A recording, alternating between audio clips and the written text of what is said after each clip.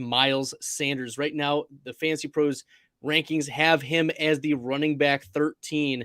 And for this week, I have Miles Sanders ranked as my running back 7. And you're probably thinking to yourself, wow, Bradley, Miles Sanders, running back 7. That's pretty high. Yeah, well, I mean, he gets Houston. And that's all you need to know. Houston has given up over 30 fantasy points each of the last 2 weeks.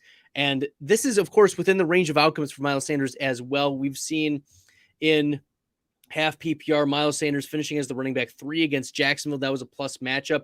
And of course, against other plus matchups like Detroit, he finished as the running back 11.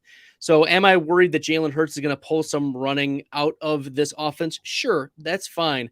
But as we saw in the last game with Houston versus Tennessee, it didn't matter that Malik Willis has the skill set of rushing the ball. They're just going to hand the ball off to the running backs, and that includes Miles Sanders. So it's within the range of outcomes. This is an extremely plus matchup.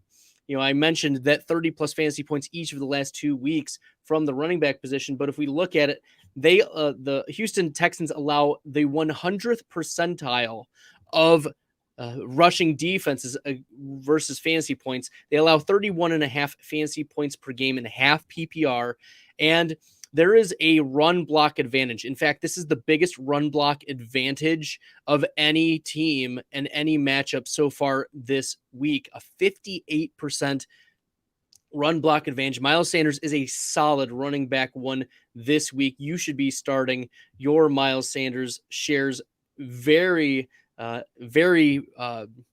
confidently. Okay, he's and maybe I'm even bolder and move him up even further. But running back 7, I think, is my hedge that Jalen Hurts does take some run out of this offense.